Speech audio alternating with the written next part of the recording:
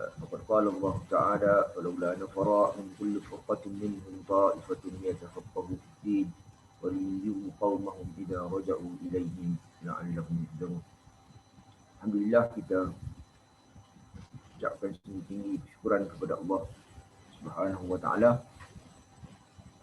kerana dapat bertemu pada petang ini seperti yang kita jadualkan. Yang jadual asalnya jam 3, tetapi disebabkan waktu zuhur itu awal, maka saya fikir dari kita pun tidak perlu tergesa-gesa untuk ke Dewan Kuliah. Sebaliknya berada di tempat kediaman kita ataupun di mana-mana tempat yang selesa untuk kita melayari internet, menggunakan internet untuk menghadiri kelas ini, maka adalah lebih baik untuk kita dapat mula lebih awal dan mungkin kita berhenti di sini waktu asar. Tidak juga kita nafikan bahawasanya jam perkuliahan untuk masters hampir semua subjek ialah 3 jam. Tetapi pengalaman mengendalikan kursus yang selama 3 jam ini, manfaat yang diperoleh oleh pelajar maksimalnya tidak akan dapat dengan jumlah jam itu walaupun banyak. Bahkan pelajar akan lebih letih, dan syarah sudah tentulah lebih letih kerana cakap banyak. Kerana pula syarah-syarah yang naikkannya umurnya telah lanjut. Kecuali saya lah baru 25. Alhamdulillah. Mat, sebelum tu suara saya adakah jelas didengar? Jelas Doktor, Alhamdulillah. Baik, jadi kalau begitu saya yang pertama mengharapkan kepada kita semua, maksud diri saya, untuk kita mengikhlaskan niat kita kepada Allah Subhanahu wa taala. Ya, itu yang paling penting dalam setiap usaha yang kita buat. Apa makna kita kata ikhlas dan niat? Kita sematkan dalam hati kita bahawa sini kita ini datang dan duduk pada tengah hari ini ataupun pada petang ini semata-mata untuk menuntut ilmu. Tidak ada tujuan yang lain. Kalau ada pun yang menuntut ilmu itu ialah sebahagian daripada niat kita. Sebab kalau kita tidak memastikan niat itu yang betul, maka kita akan tidak dapat manfaat daripada perbuatan yang kita lakukan. Baik, manfaat apa? Manfaat dari sudut pahala, itu yang pertama. Yang kedua ialah dari sudut tujuan kita hadir dalam majlis ini, kita tidak akan berudi. Kita niat nak dapat ilmu, kita tak akan dapat ilmu kerana tidak ada niat. Ya? Kita kena jelas sebab itu. Dan juga niat yang betul kadang-kadang dilihat oleh Allah Subhanahu wa taala untuk kita berjaya dalam ataupun kita melakukan sesuatu itu dengan kita panggil matlamat jangka panjang itu akan diperoleh. Ya. Maksudnya apa? Maksudnya kalau kita tidak niat dengan betul dalam setiap perkara yang kita buat, terutama dalam menuntut ilmu, ya, maka kita akan, ilmu itu kita tak akan dapat kerana niat yang pertama. Dan disebabkan niat itu, maka kemungkinan adab kita dalam belajar kita jaga. Kemudian apabila kita tidak niat yang tidak tepat, adab yang tidak dipelihara dan tidak dijaga, maka kita akan, usaha kita akan jadi sia-sia begitu saja. Ya, ini kena jelas. Baik, kalau boleh saya bagi contoh satu kisah yang berlaku kepada Syekh Abdul Qadir Al-Jilani qaddasallahu sirrahu wa radiyallahu ta'ala anhu, dengan dua orang rakannya pada waktu itu. Yang kedua ialah Abdullah bin Abi Usrun rahimahullahu ta'ala, dan kemudian Ibn Saqah. 3 orang ini. Kisah ini berlaku di Baghdad. Pada waktu ini Syekh Abdul Qadir Al-Jilani masih muda, masih proses dalam menuntut ilmu. Jadi nak jadi cerita, maka pada satu hari Dia kalau nak cerita kena satu hari, kalau 2 hari tak jadi cerita. Mereka bertiga ni berjalan untuk pergi ke satu majlis ilmu yang pada waktu itu majlis yang dikendalikan oleh Syekh Yusuf Al-Hamazani qaddasallahu sirrahu wa radhiyallahu ta'ala anhu di Baghdad. Itu ni di Baghdad dan Syekh Yusuf ini antara guru yang popular pada waktu itu, masyhur namanya di sisi para penuntut ilmu. Jadi mereka bertiga berjalan bersama. Yang kisah ini diceritakan oleh Abdullah bin Abdul Usrud ataupun dikenali sebagai Ibn Usrud. Dalam perjalanan itu maka berlakulah perbualan sama mereka yang masing-masing bertanya apakah tujuan hadir ke majlis ini. Bukakan niatnya, tujuan hadir. Jadi Ibn Saqar kata apa? Aku datang, dia kata, aku nak tanya soalan kepada guru. Dan aku yakin dengan soalan aku itu, guru ni tak akan dapat jawab soalan yang aku nak tanya. Itu kata dia. Bermakna niatnya datang tu ialah bukan semata-mata belajar saja. Memang dia nak belajar, tapi ada tujuan lain. Yang cuba untuk yang dia cuba untuk apa kita panggil menguji. Kemudian Abdullah bin Abi Usrud dia kata aku datang aku nak dapat berkat guru. Satu. Dan niat yang kedua aku nak minta guru doakan aku jadi orang kaya. Dan kemudian yang ketiga dia kata aku pun ada soalan aku nak tanya. Tapi bukan seperti Ibn Saqar. Allah bin Abi Usrud kata aku nak tengok cara jawab tu. Macam mana guru ni jawab kalau soalan ni macam mana jawab ya, aku nak tengok jawapan ni. Jadi dia dari sudut dari sudut tujuannya itu tidaklah untuk ataupun lebih baik berbanding dengan Ibn Saqar. Kemudian ditanya Abdul Qadir, Syekh Abdul Qadir Al-Jilani radhiyallahu ta'ala anhu, tanya aku tak ada apa, aku datang ni semata-mata berkat kerana Allah Subhanahu wa ta'ala. Ringkas cerita ni panjang. Ringkas cerita, apabila berada di hadapan guru, maka guru Syekh Yusuf Al-Hamazani ni tengok kepada Ibn Saqar dengan muka yang marah. Ini Allah bin Usman cerita ni. Cerita ni boleh ada dalam, boleh tengok dalam Jami' Karamatil Awliya karangan Syekh Yusuf An-Nabhani pada sallallahu alaihi radhiyallahu ta'ala anhu. Boleh tengok dalam Al-Fatawa Al-Hadithiyah Ibn Hajar Al-Haytami rahimahullah ta'ala radhiyallahu ta'ala. Baik. Jadi dia tengok kepada Ibn Saqar dengan muka yang marah. Sedangkan mereka ni duduk dalam keadaan mereka tidak mengeluarkan sepatah perkataan pun lagi. Jadi dia tengok kepada Ibn Saqar, dia kata kau datang, kau nak tanya aku soalan. Kau ingat aku tak tahu jawapan. Soalan yang kau nak tanya itu ialah sekian dan sekian dan sekian. Soalan tu lebih daripada satu. Kalau ikut riwayat tu lebih daripada satu. Dan dia tak sebut pun soalannya lah. Jadi saya tak nak sebut apa soalan yang nak tanya. Dan dia pun, jadi bila disebut soalan ni, maka jawapannya ialah begini dan begini dan begini. Lepas tu dia tengok kepada Ibn Saqar, dia kata aku nampak dalam diri kamu ada api kekufuran. Kemudian dia tengok pula kepada Allah bin Abi Usrud radhiyallahu ta'ala anhu. Dia kata kau kalau nak berkat, pergi kau.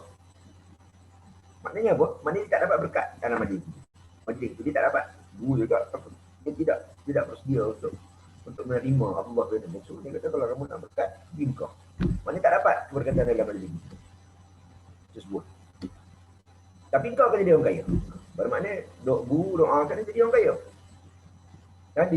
Dan kau juga ada soalan nak tanya ni. Dan disebabkan soalan kau tu yang dianggap sebagai guru yang adab kau buruk dengan aku, dia kata, maka kamu nanti akan dipengaruhi dengan kekayaan. Dan kemudian bila dia tengok kepada Syekh Abdul Qadir Al-Jilani radhiyallahu ta'ala anhu, dia merapatkan diri dia jadi semua. Dan dia cakap kepada Syekh Abdul Qadir, dia kata kau nanti satu masa engkau akan bercakap tapak kaki aku ini di atas tengkuk para wanita. Dia cakap kepada Abdul Qadir Al-Jilani radhiyallahu ta'ala. Jadi ringkas kita, apa yang berlaku lepas daripada dia itu kali pertama dan terakhir mereka berjumpa dengan bumi tersebut. Kata Allah dan Rasul, itulah kali pertama dan terakhir kami berjumpa dan lepas itu tak jumpa dah. Maknanya setakat tu lah pengajiannya, tak lebih daripada itu. Dan yang poinnya ialah bila mereka ni masing-masing meningkat dewasa dan mencapai umur kematangan. Abdul Qadir Al-Jilani makruf, dikenali hingga hari ini sebagai raja kepada segala wali. Ya. Dan bagi mereka yang terlibat dalam dunia tarikat ataupun yang ilmu hakikat ataupun yang banyak sanad-sanad lirik dan amalan, maka dia tak boleh tidak, dia akan bertawassul dan menghadiahkan Fatihah kepada Syekh Abdul Qadir Al-Jilani pada sebuah syarah makruf. Dan Abdul Qadir Jilani pun pernah satu ketika beliau menyebut, dia kata sekarang ni dalam keadaan aku sekarang ni ialah semua para wali berada di bawah tapak kaki. Kata Abdul Qadir Jilani, kecuali ada tiba-tiba berbunyi satu suara, keluar suara dari langit. Dia kata illa ana, kecuali aku. Dan suara itulah suara Al-Faqih Al-Muqaddam Al-Thani Syekh Abdul Rahman As-Saqaf, Al-Habib Abdul Rahman As-Saqaf rahimahullah ta'ala wa radiyallahu ta'ala. Baik. Kemudian Abdullah bin Abi Usrun, dia menjadi seorang yang alim dalam fiqh dan dia adalah antara tokoh besar dalam mazhab Imam Syafi'i radhiyallahu ta'ala. Boleh ada nama dia, boleh tengok dalam Tabaqat Syafi'iyah Kubra. Ada nama dia. Dan takdir Allah Ta'ala, dia dilantik menjadi Menteri Keuangan pada waktu itu. Cuba bayangkan, pada waktu itu abad yang ke-6, 5 hijrah, 6 hijrah. Pada waktu itu satu dunia, 3/4 dunia di bawah jajahan. Saya bayangkan betapa banyaknya harta umat Islam yang kita terpaksa urus. Dan apa yang berlaku, saya tidak berniat untuk mengata ulama dan tidak juga untuk merendahkan ulama, tidak. Ini saya nak cerita. Saya nak cerita bahawasanya disebabkan kesibukan dia menguruskan harta dunia itu, harta negara itu, Abdullah bin Abi Usrun pernah tertinggal salat zuhur dan asar. Dan dia qada zuhur dan asar itu waktu isyak. Cuba kita bagi orang yang biasa, sibuk macam mana pun, pasti akan ada masa untuk menunaikan solat. Sibuk macam mana pun tak tahu, kalau macam mana, paling-paling ujung akan ada lah. Bagilah sikit masa, laju menyangka akan semayang. Tapi Allah beda usul ini, dengan title ulama'nya, dengan title menterinya, boleh terlepas. Itu yang akibat daripada adab jika dia berhadapan dengan Yusuf Al-Hamadan. Dan yang lebih buruk lagi Ibn Saqaf. Ibn Saqaf panjang kita ni juga, boleh tengok, boleh baca sendirilah. Pengakhirannya ialah apa? Dia mati dalam keadaan keadaan murtad. Dan ketika saat kematian tu, Abdullah bin Abi Usrun ni, Allah bin Usrun dia dengar kawan dia murtad. Dia pergi jumpa, dia cari kawan dia Ibn Saqaf, dia jumpa masa tu berada di sempadan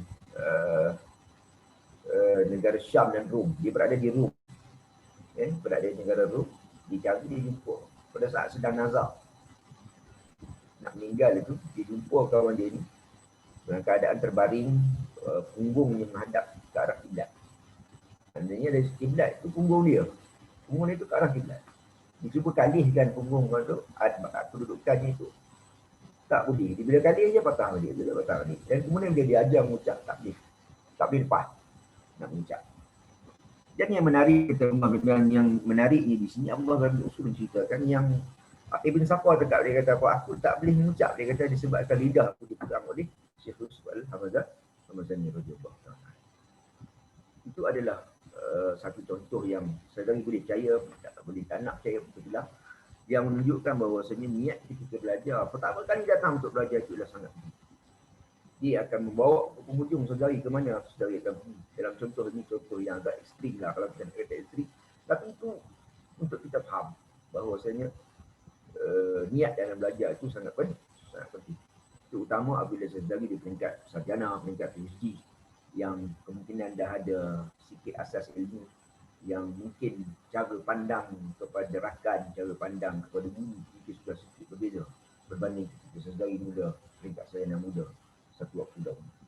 Saya memperingatkan diri saya sebenarnya supaya sentiasa mengikhlaskan niat dalam setiap perkara yang kita buat, supaya kita mendapat taufik dan hidayah daripada Allah Subhanahu wa taala.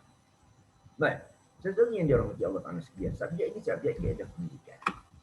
Dan seperti yang telah kita dengar taklimat pada Isnin yang lepas, subjek ini agak penting. Jadi kita tengok sejak di mana baik, di bahagian sinopsis kursus. Nampak Baik. Saya rasa Sazari masih muda, boleh nampak lagi kot. Kita nak besarkan lagi. Nampak dah doktor. Boleh lagi kalau besarkan lagi ahsan. Boleh doktor. Cantik dah. Baik. Okay, doktor, nampak. Ini beberapa nama yang saya sebut mengenai tenaga pengajar yang kita bahagikan ikut pusat masing-masing. Nanti Sazari akan mengenali mereka lah. Baik, jadi kita tengok sikit sinopsis kursus. Kenapa kursus ini menjadi kursus yang wajib diambil, dan saya pun kalau boleh nak lepas lah mengajar kursus ini, kan tidak ada siapa yang nak sudi untuk jadi kursus ini. Sebab dia terpaksa mengambil melayan semua pelajar yang kadang tidak sama antara seorang dan seorang yang lain. Baik, tengok sinopsis kursus ini bertujuan untuk menjalankan konsep, etika dan prosedur menjalankan pendidikan dalam pengajian Islam. Ini dia punya tujuan kursus ini. Kita nak cerita konsep, etika dan prosedur. Sebenarnya bila kita sebut tentang penulisan tesis, dia adalah prosedur sebenarnya. Prosedur dalam menjalankan pendidikan. Itu sebab kita perlu ada pembimbing yang kita namakan sebagai penyedia. Dia mesti ada sebab dia suatu yang sifatnya dipersetujui oleh semua pusat pengajian dalam melakukan pendidikan. Cuma mungkin beza sikit sana sini dari sudut teknikal ataupun kalau tidak kita panggil teknikal pun bentuk sahajalah kot mungkin sedikit berbeza, tetapi dia punya prosedurnya sama. Maksudnya tu tata cara dalam menjalankan pendidikan itu sama. Itu sebab bila kita menulis proposal, kita boleh dinilai, proposal itu boleh dinilai. Sebab apa? Sebab kita ada panduan yang jelas. Setiap orang melihat panduan yang sama. Ada beza pandangan, itu biasa. Tapi garis asasnya, panduan asasnya ada. Sebab kita boleh nilai, dan kemudian bila kita menulis tesis itu pula boleh dinilai oleh orang lain. Sebab apa? Sebab dia adalah prosedur. Kita akan melihat kepada prosedur itu di samping melihat isi kandungan yang ditulis oleh calon siswaza. Yang sama ada masters ataupun PhD. Baik. Semua ini dalam bidang pengajian Islam. Ada sikit beza lah. Dalam pengajian Islam berbanding dengan bukan pengajian Islam. Baik. Jadi apa bila kita kata tujuan untuk jelaskan konsep, etika dan prosedur, jadi apa yang subjek ini akan buat? Kursus ini membimbing pelajar siswa yang menyediakan kertas pendidikan. Nampak? Bimbing pelajar. Ini yang saudara takkan jumpa di mana-mana universiti setakat ni yang ada di Malaysia ni. Saya tak pasti di luar negara. Kalau di Malaysia ni yang membimbing pelajarnya untuk kertas cadangan pendidikan. Dengan maksud ini, membimbing itu ialah kita bagi perhatian penuh setiap orang itu. Kalau di tempat yang lain, dia secara sendiri dia akan buat kuliah umum sekali dua, faham-faham, cakap dah balik buat kerja sendiri. Lepas tu pandai-pandailah pergi cari penyedia, cari orang yang bantu. Itu kebanyakan ini. Tapi di UKM memang kita ambil tanggungjawab untuk bimbing hampir semua pelajar. Itu sebab dalam 5 ataupun 6-7 tahun belakangan ini kita bentuk pelajar itu dalam kumpulan-kumpulan kecil dan kita pecahkan ikut jabatan masing-masing supaya lebih terarah dan terfokus. Bermakna kalau Arab dan tamadun Islam, dia akan bincang ke ruang itu Arab tamadun, tak bincang tentang syariah, tak bincang tentang halal, tak bincang tentang mahkamah, dia tak ada kaitan. Ya, jadi supaya lebih terfokus. Jadi kursus ini untuk bimbing pelajar. Baik, macam mana cara bentuk bimbing seperti yang saya sebut pada pertemuan yang pertama dahulu, kita akan buat dalam bentuk penyampaian itu dalam 2 bentuk. Yang pertama dari sudut penyampaian seperti ini, secara umum dihadiri oleh semua pelajar, dan kemudian yang kedua ialah kita akan agihkan dan pecahkan mengikut kumpulan masing-masing, mengikut jabatan masing-masing, yang kita agihkan secara random lah, secara random. Kita tak pilih siapa-siapa, kita akan letak je, mana dia akan masuk dalam satu grup di peringkat satu atau beberapa kumpulan di peringkat jabatan di sekolah. Baik, jadi apa benda yang kita ajar? Apa yang perlu ada dalam satu proposal, dalam satu usulan kertas cadangan penyelidikan ini, boleh nama lainnya ialah proposal. Itu dalam bahasa orang kampung saya. Orang kampung saya sebut dia proposal. Tapi dalam bahasa Melayu dia ialah kertas cadangan penyelidikan ataupun usulan penyelidikan. Okay, tapi kita popular dengan bahasa orang putih iaitu proposal. Okay. Apa ada dalam proposal? Kandungan kursus ini merangkumi kaedah pendidikan kuantitatif dan kualitatif. Dan ini ialah dari sudut data. Data ada yang kuanti dan ada yang kualitatif. Buat masa ni buat faham.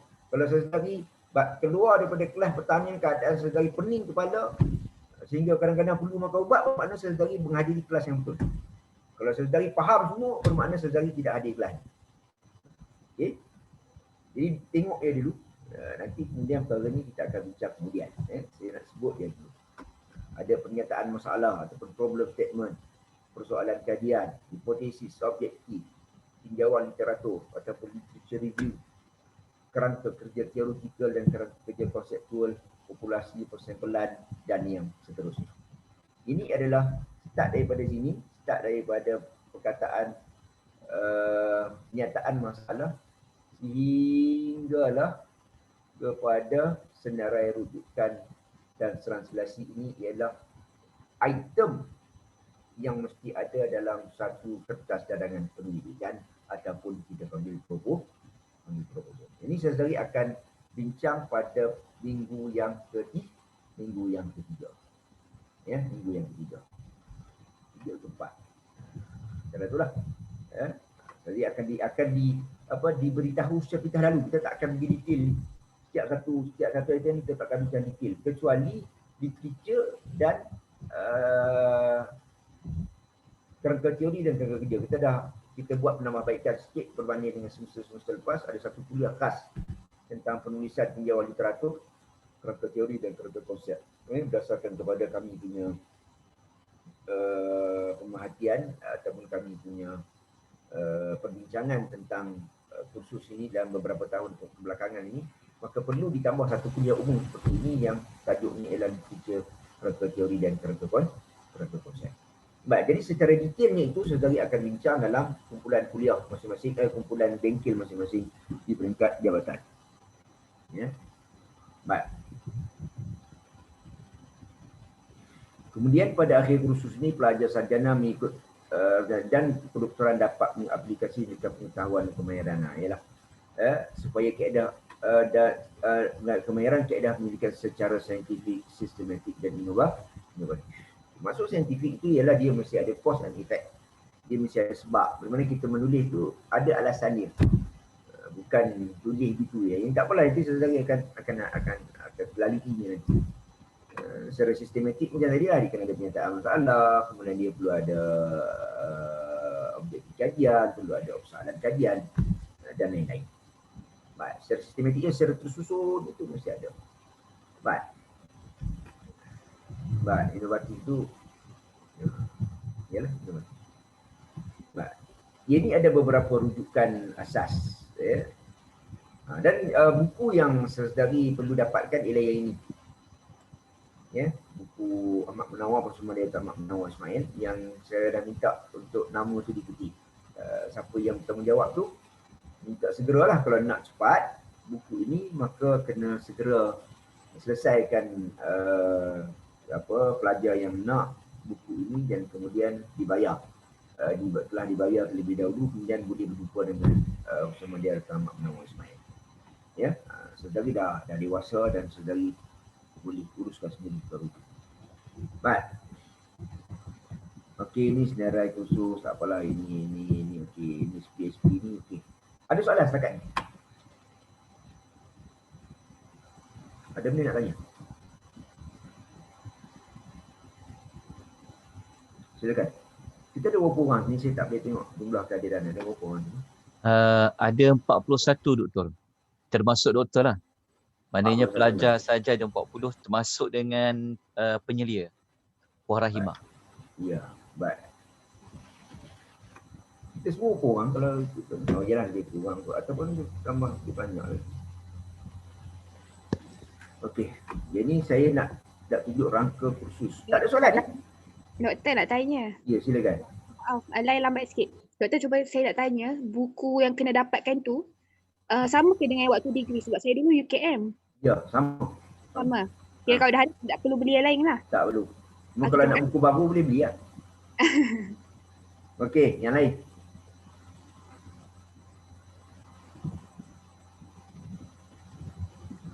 Ada soalan lain?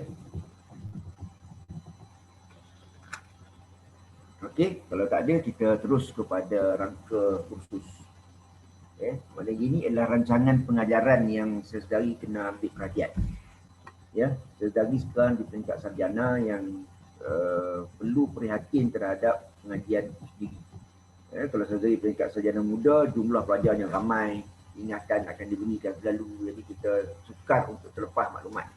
Tapi di peringkat sarjana ni kita kena ambil inisiatif sendiri dalam banyak perkara, terutamanya bagi mereka yang telah berkeluarga dan kesibukan masing-masing itu kadang-kadang menyebabkan kita terlepas. Terlepas maklumat, sehingga maklumat yang begitu penting perlu ada tu kita lepas. Apa maklumat yang paling penting ialah daftar subjek. Dia beritahu daftar subjek ini. Ada sistem masuk kan, jangan lupa daftar.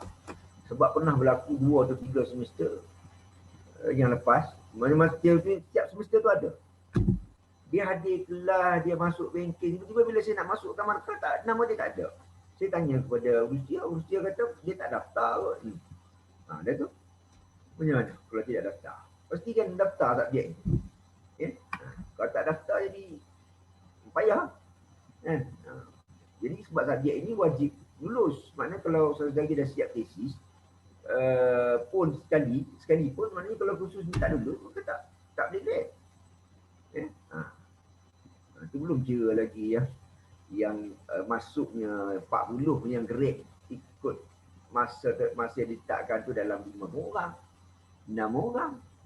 Masuknya 40 kalau zaman dulu tu, masa zaman tengah ramai masa tu, masa ekonomi tengah agak baik masa tu, dengan bantuan banyak pada pelajar. Satu semester tak 100 orang, 150 satu semester. Masuk tu. Yang sepatutnya bila semester 3, semester 4 tu boleh grade jumlah yang sama, tapi grade je 10 orang. Mana pergi dah lagi 100 lebih tu saya pun tak tahu. Mungkin ambil masa sikit juga. Baik. Awal-awal ni semangat lah, dan kita harap semangat kita kan. Amin ya Allah. Okey, baik. Hari ni hari yang pertama pengenalan kursus. Baik, jadi minggu yang depan, minggu yang kedua, kita akan minta sesedari hadir khusus kemahiran maklumat. Yang ni bukan sebenarnya tak ada dalam performa tidak dalam sinopsis kursus. Tak ada perkataan kemahiran maklumat pun tadi dalam sinopsis kursus. Tapi kita ambil inisiatif untuk bagi. Sebab apa? Sebab pelajar bila masuk dalam bengkel yang minggu yang keberapa, sepatutnya sekarang ni, sepatutnya minggu 4 dulu. Kalau dululah. Bila masuk minggu keempat, bila kita tanya, okey, mana apa yang dah ada, masing-masing datang dengan kertas kosong, dengan pen sebagainya. Itu muncullah bawa pen dengan kertas. Ada tak mari tak bawa pen, kertas tak ada, mari duduk saja. Ada. Muncul grade dah baru ni, alhamdulillah grade. Exam pun boleh pinjam pen urus dia. Itu macam mana boleh orang? Aduh, payah. Payah nak cakap. Jadi oleh demikian maka kita mohon jasa baik perpustakaan untuk mengendalikan khusus pemayaran maklumat. Dia nak ajar saudari tu tengok kat mana database pengkalan data maklumat nak dipetik. Mengajar Islam punya. Dalam kategori jurnal. Saudari kena dah mula biasalah sebut jurnal, artikel. Kan? Kena mula biasalah. Yang bila saudari masuk sini sebenarnya waktu rehat saudari itu sudah mula berkurangan lah. Kalau saya boleh bagi tips, memang takkan cukup tidur. Rehat ni takkan cukup bila dah masuk sarjana dan PhD. Masuk siswa agaknya, maknanya rehat tu dah habis. Jangan kata, kalau kata tidur cukup lagi, makan cukup lagi, maknanya ada benda tak kena lah dalam sedari susun sehari ini jadual siswa agak. Kita kata terang ni bukan nak gurau. Kalau kata gurau pun tak apalah, tapi ambil serius sebenarnya. Memang saudari memang nak kena masa tu diuntukkan untuk mencari maklumat. Jadi untuk cari maklumat yang efektif, kita ada cara, ada taktik, ada tips. Yang tips itu kena dapatkan daripada Puan Nik Salimah. Ataupun kemungkinan dia assign orang lain untuk mengajar tu terpulang. Sebab sekarang dia tidak lagi di bahagian Tamadun Islam. Dia dah pindah ke bahagian lain. Jadi kemungkinan dia yang mengajar atau orang yang mengajar tak kisah tu. Sebab setiap pegawai di PTSL ada dilatih untuk memberikan khusus kepada pelajar. Dan kita minta khas untuk pelajar-pelajar Islam sahaja. Kalau ikutkan dia punya jadual, dia open siapa yang dulu, dia dululah. Tapi tak, ini memang kita minta untuk pelajar Islam saja dan dia bersetuju. Alhamdulillah. Jadi pastikan untuk adil dan tidak ada alasan untuk tidak adil. Saya minta sangatlah kepada para pelajar, kalau ada masalah apa pun, kalau boleh adjust untuk supaya boleh hadir, maka hadirlah dalam kuliah. Kalau dulu mungkin payah sebab berdasarkan kita kena hadir secara fizikal. Tapi sekarang berada di alam maya, di mana-mana pun kita boleh akses. Jadi susunlah masa dan tempat saudari itu supaya sesuai dan boleh belajar dengan cara yang baik. Baik. Dan kemudian minggu yang seterusnya saudari akan bersama dari Tamak Munawar Ismail. Ini ni item proposal yang tersebut tadi dalam sinopsis ini semua. Akan disebut saya sebentar lalu kan. Saya sebentar lalu. Sebab apa sebentar lalu? Sebab kalau kita bagi detail pun pelajar tidak akan dapat menguasai dengan baik. Sebab ini bukan hafalan, dia adalah lebih kepada hands on. Lebih kepada kita buat benda tu. Kita menulis, kita yang baca, kita yang tulis. Kita yang tengok maklumat, kita catat. Okey. Jadi kita akan bagi sebentar lalu dan saudari mesti cari maklumat lain. Mesti cari maklumat lain. Okey, sebelum tu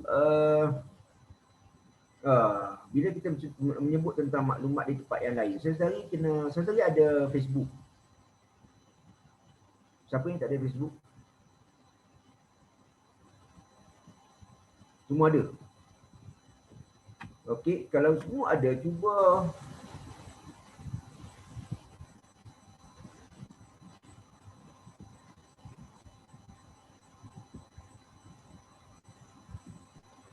buka Facebook masing-masing. Nampak tak Facebook saya ni? Tak nampak Dia kena tukar ni dulu. Okey.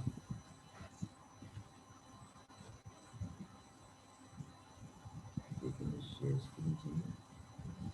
Yang ni. Okay. Dapat? Dapat Doktor? Nampak. Alhamdulillah. Kepada search sini, kat DSG. Dah.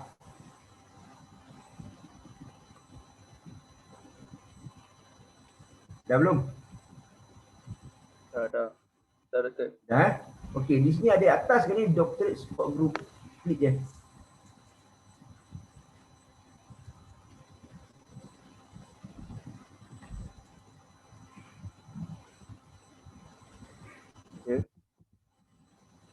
Okey.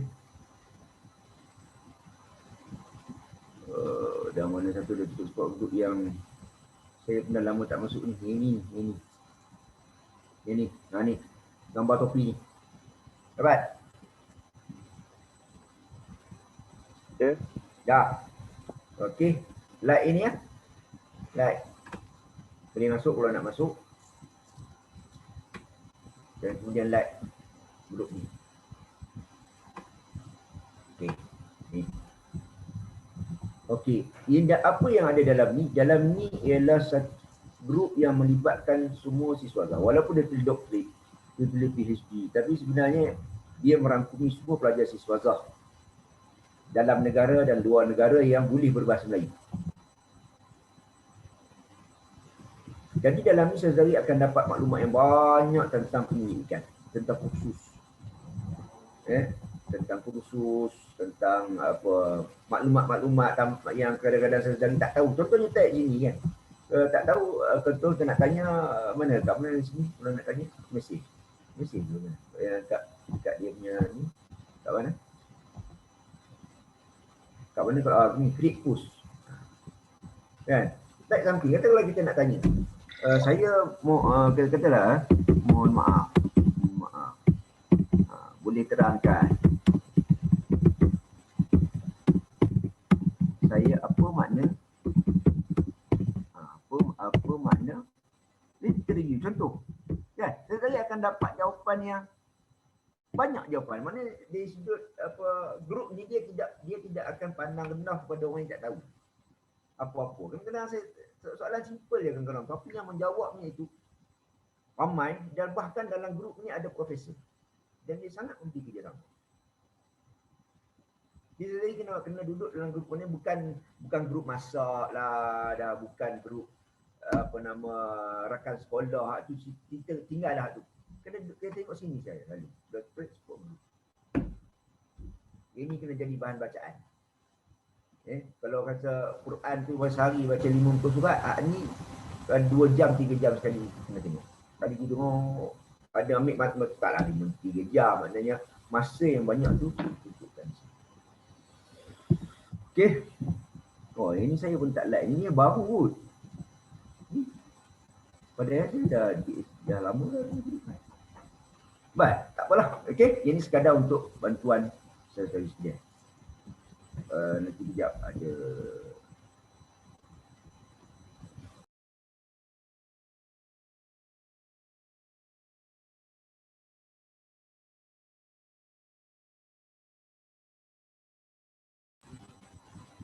okey. Baik, kita sambung. Mana tadi?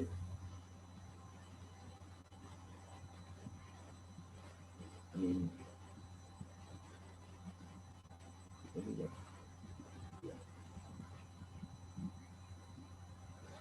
Oh, ini yang PDF. Tak apalah yang mana saya boleh ni.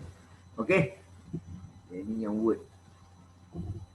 Okey, kemudian kita ada minggu yang keempat kita ada tinjauan literatur, penulisan tinjauan literatur dan kerangka teori. Kemudian kita lepas pada itu kita akan masuk kepada bangkit. Minggu yang kelima, minggu yang keenam. Ini dah puasa kan?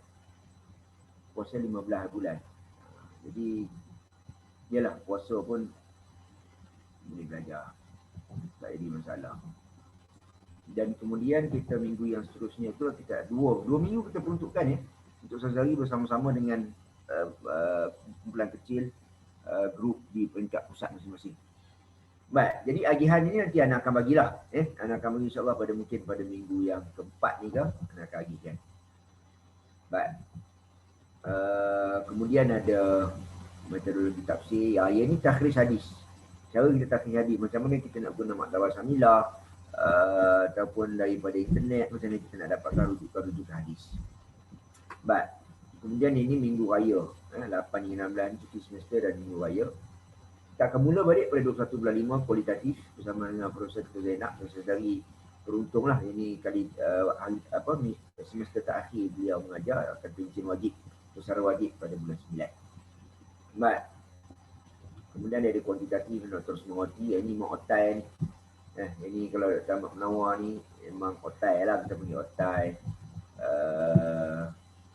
Dr. Zainab, Dr. Semawati ni memang orang-orang yang mendidikkan dalam metod di dalam Malaysia ni, mereka akan dicari untuk sahkan instrumen. Baik, dan kemudian kita ada bengkel method pula. Okey, kemudian cuba tengok yang bahagian kuning. Okey. Dalam kita berbengkel itu, maka kita peruntukkan masa 2 minggu. Ada 2 minggu untuk saudara-saudari berjumpa dengan penyelia yang dinamakan dalam surat tawaran. Boleh faham tak ni? Surat tawaran saudara-saudari itu ada nama penyelia kan? Ha? Ada tak? Ya, Ada doktor. Okey. ya ada doktor. Ada. Jadi dalam proses kita membentuk proposal ni, jadi saudari perlu dapatkan pandangan daripada penyelia yang telah dibekalkan. Ada dua kali pertemuan. Dia tidak mesti ikut minggu ni kita susun sebab nak nampak dia tersusun. Saudari boleh jumpa sebelum ni lagi tak apa. Mana ke sini ke mana ke, jumpa dah boleh. Sekarang ni perjumpaan adalah alam maya, jadi dia tak ada masalah mana. Boleh hubungi saja, telefon dan WhatsApp, nombor telefon ada. Cuma ada setengah penyelia yang dia tak angkat telefon, tapi dia balas WhatsApp. Kena ambil kira tu, jangan nak WhatsApp. Itu memang pangan masing-masing, kita tak boleh nak buat apa tu. Ada setengah penyelia tu. Memang dia tak angkat telefon. Hantar sama-sama pesarah pun dia tak angkat. Tapi kalau WhatsApp dia balas. Okey. Jadi kena tengoklah macam mana saudari punya penyelia tu. Ataupun kalau rasa nak ni boleh tanyalah. Kan? Boleh tanya dulu.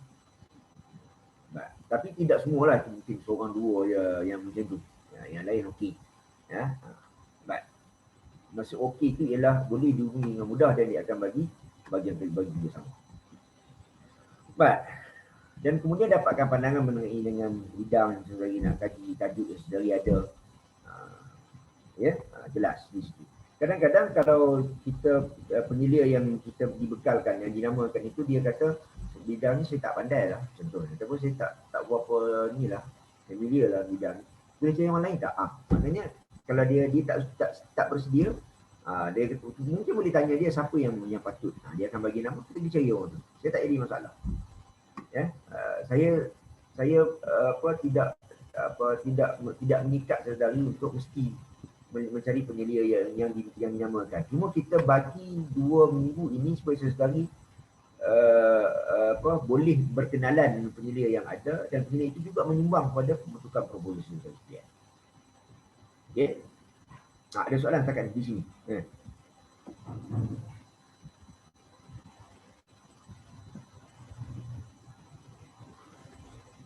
Ya, ada benda nak tanya?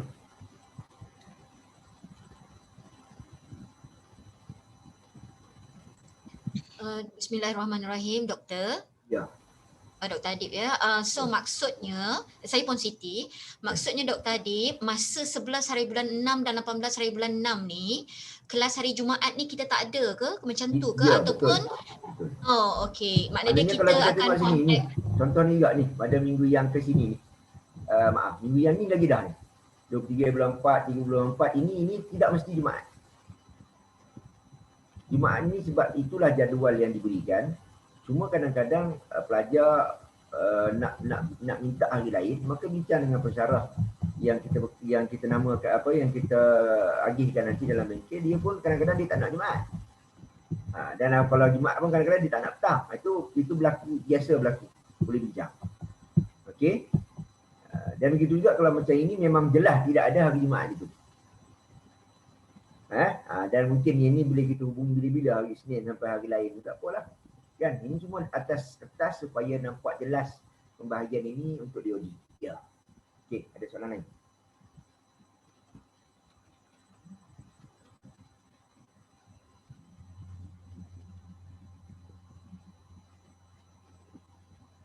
Boleh? Kita terus? Baik. Cuba kalau tengok dalam minggu yang ke-12 ni, 18 bulan 6, kita ada quiz. Okey, quiz ini dalam bentuk objektif. 20 soalan, 20 markah.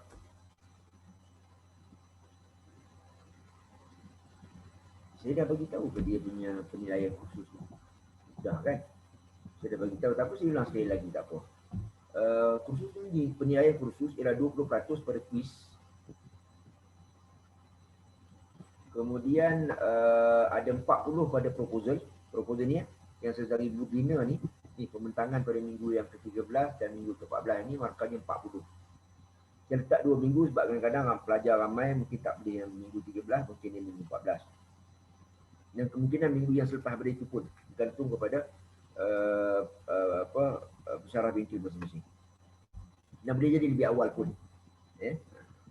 Kemudian 40 lagi, markah ialah pada kehadiran. Ni kehadiran kanan bengkel semua ni adalah markah ni. Bertemu dengan penyedia ni dibuktikan dan kita akan bagi markah 5 setiap satu. Sini saja ada 10 markah. Kalau dulu secara bersemuka ialah kita bagi borang dan ditandatangani oleh penyedia tu lah. Jadi bila kita tengok ada 2 tanda tangan, maka kita akan bagi 10 markah.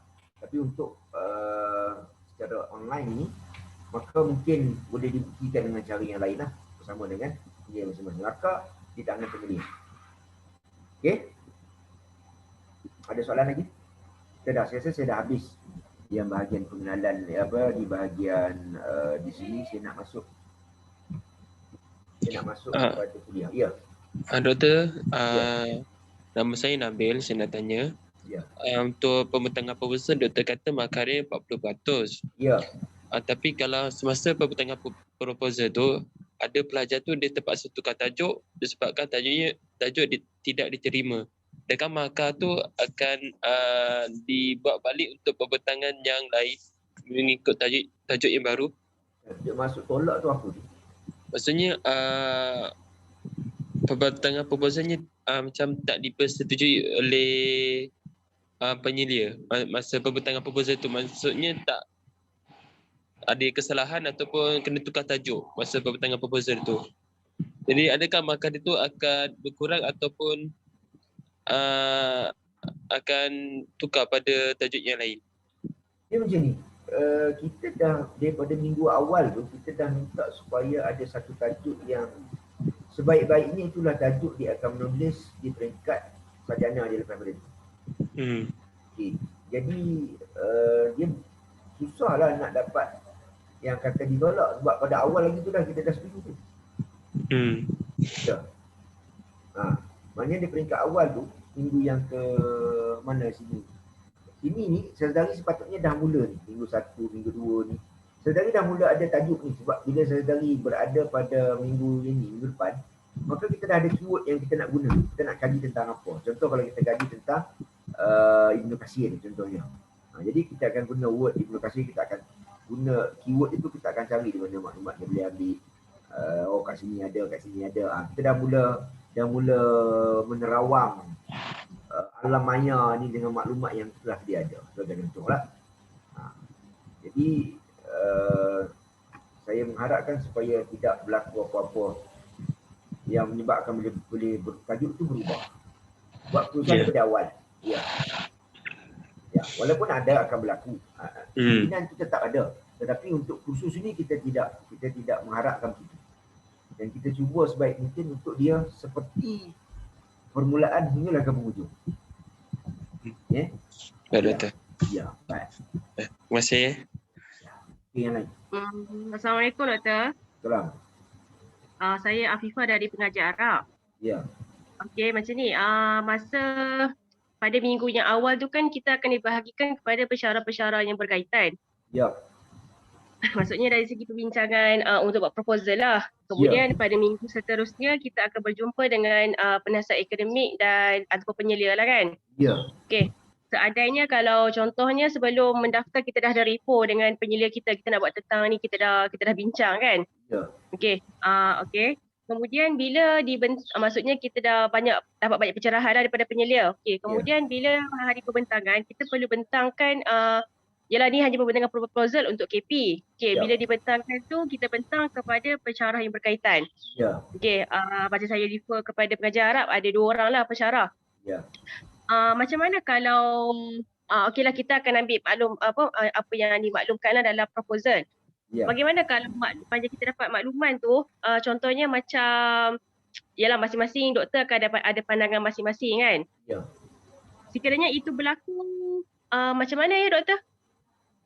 Sebab kita dah refer dengan penyelia penasihat akademik, kemudian bila kita bentang proposal tu mungkin contohnya saya buat apa-apa, kemudian pensyarah yang dalam pembentangan proposal tu mungkin dia komen benda yang mungkin macam jauh lah sikit kan daripada apa yang kita buat dengan penyelia kita sebelum tu. Okey, dia macam ni. Mendengar pandangan yang berbeza adalah bagus. Itu kita kena set dalam kepala kita di situ. Dalam akademik, terutamanya yang tidak melibatkan hukum yang pasti, maka sebarang andaian dan kemungkinan itu adalah bagus. Letak situ dulu. Okey? Maksudnya apa? Mana pandangan yang kedua, pandangan yang ketiga. Yang bila kita tengok tu nampak macam tak ni. Macam abaikan itu. Maknanya anggap itu adalah pandangan yang boleh memberikan manfaat kepada kita. Ini saya cakap secara am ni. Semua perkara. Bukan hanya setakat proposal. Okey. Sekali ada penyelia, sekali mungkin ada orang yang akan memberi kesan yang banyak pada sekali berbanding dengan orang yang mungkin pertama kali jumpa. Tapi dalam sikap kita sebagai seorang yang terbuka, terutama bila kita duduk dalam dunia siswaga, maka kita mesti sentiasa bersikap positif dan berlapang dada pada semua pandangan. Jadi bila saudari boleh terima yang itu, maka saudari akan dapat manfaat yang banyak sangat dalam pemberangan. Ya.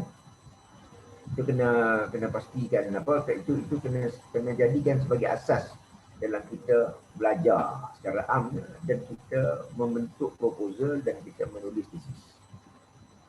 Pandangan kedua, pandangan ketiga itu ada kalanya sangat baik untuk kita punya proposal. Jadi apa yang perlu kita buat kalau ada pandangan kedua, pandangan yang ketiga, terima pandangan itu dengan hati yang terbuka. Okey, dan ucapkan terima kasih kepada pandangan itu. Boleh faham? Ya. Satu lagi doktor.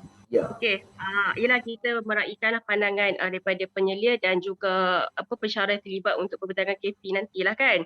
Ya. Okey, cumanya ada tak kemungkinan yang mana benda tu maksudnya proposal yang kita bentangkan ketika KP itu jika berlaku macam mungkin adalah di komen apa-apa dan kita adakah perlu kita ni baiki dan bentang semula untuk KP tu? Biasa kami KP kami tak rigid. Kami cuma nak pelajar boleh bina proposal. Tahu apa nak buat dan kami akan bagi cadangan kepada penambahbaikan supaya bila dibentang di peringkat pusat, di peringkat jabatan masing-masing, program masing-masing, dia boleh diterima lebih baik. Kami lebih macam tu. Walaupun ada setengah-setengah penyelia, setengah-setengah pengajar bengkel ini nanti, yang dia rasa pelajar ni markahnya rendah, dia suruh baiki sebab dia nak bagi markah. Maka kalau saudari nak markah tinggi, baiki lah. Kalau tak nak, maka kekal yang sedia ada. Okey. Boleh. Okey. Terima kasih doktor. Ya, baik. Okey, yang lain?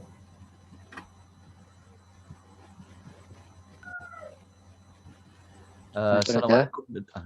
Silakan. Ya, silakan. Mana-mana. Sila dulu. Sahabat siapa tadi? Boleh mula dulu.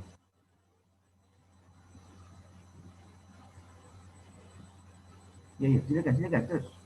Assalamualaikum. Okey, dengar tak? Ya, dengar. Ya.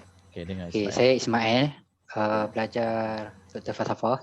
Ya. Saya ada pengalaman masuk kelas KP pada kali pertama masa sarjana di UKM. Doktor ada buat dekat kami milestone, contohkan. Ya. Dia banyak membantu lah. Saya alhamdulillah mengikuti apa yang doktor buat. Kalau doktor boleh kongsikan lagi benda tu, okey juga untuk kami. Kalau ada lah. Anda agak tergesa-gesa hari ni, itu sebabnya anda tak bagi slide yang tu. Tak kongsi dah saya nanti dengan kawan-kawan lah, kita cari masa nanti. Ataupun cuba cari satu masa lain yang kita boleh duduk lagi kan. Kalau tidak hari Jumaat pun mungkin hari-hari lain lah yang boleh kita duduk bersama, kita kongsi lain tu. Ya. Baik. Jadi maksud saudara tadi tu ialah apa? Ialah pada pertemuan-pertemuan yang lepas dan pada semester-semester lepas, memang saya habiskan masa hampir dekat 3 jam Kan? Tapi hari ni saya ada urusan lain yang terpaksa urus. Saya minta kawan yang lain untuk ganti, tapi mereka tak berkesempatan juga minggu ni. Jadi saya cuba yang asasnya dahululah. Ya, sebab dia ada satu slide lagi yang membincangkan tips dan strategi dalam dunia siswaswasta secara am, bukan hanya sekadar proposal. Kan? Jadi kalau yang itu mungkin saya minta tangguh dululah. Ya. Minta tangguh dulu buat masa ni. Kalau perlu nanti cuba cari satu masa yang sesuai untuk kita duduk dan kita bincanglah tips itu. Dia sebab dunia siswaswasta ni satu dunia yang bezanya jauh daripada dunia yang tidak siswaswasta. Ya. Dia kalau macam orang yang belum berkahwin dan kemudian dia berkahwin, maka dia dua alam yang berbeza, yang tak sama. Nah, jadi sama juga orang yang tidak pernah berada dalam dunia siswaswasta, tiba-tiba masuk dunia siswaswasta, dia ada apa ya? Dia ada banyak perkara yang mesti dipelajari supaya perjalanan itu disusun dengan baik.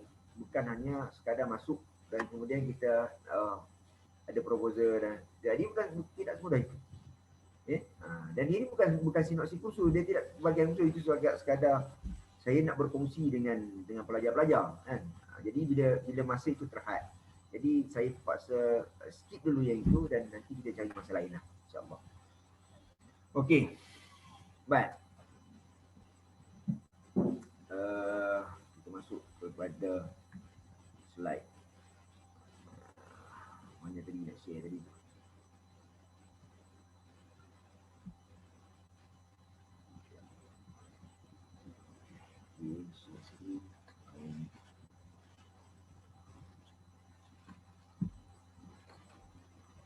Okey.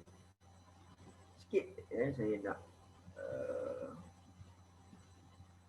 bincang sedikit tentang konsep falsafah kepentingan akhlak dan prinsip pendidikan. Ini saya diminta untuk menyampaikan kepada society.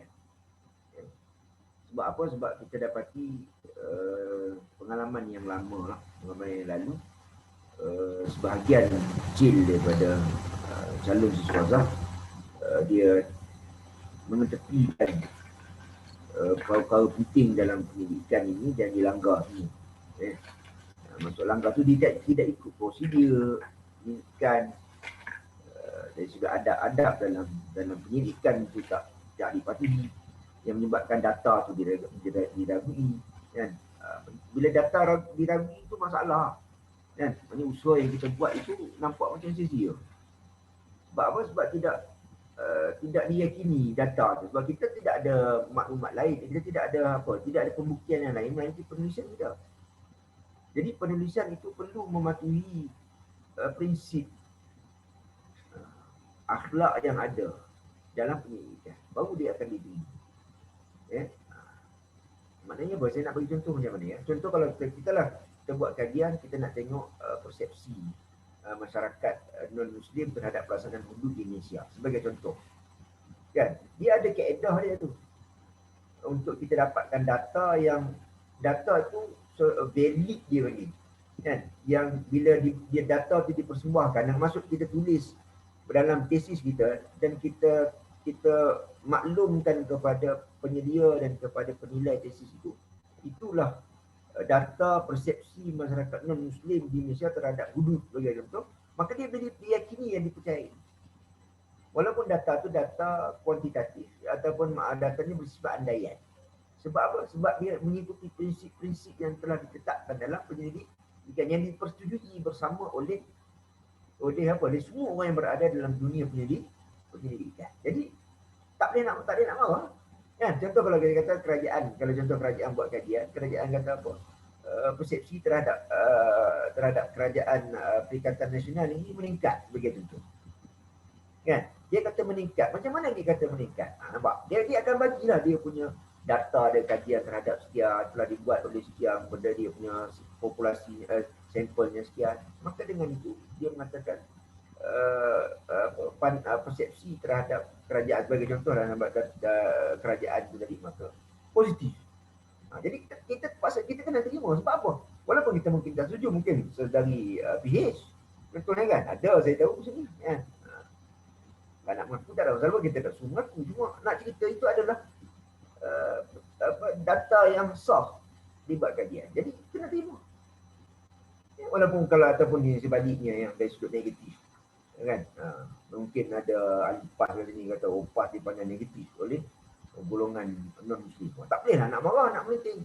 Sebab apa? Sebab dia berdasarkan kepada data yang sah dikutip. Sebagai contoh. Baik.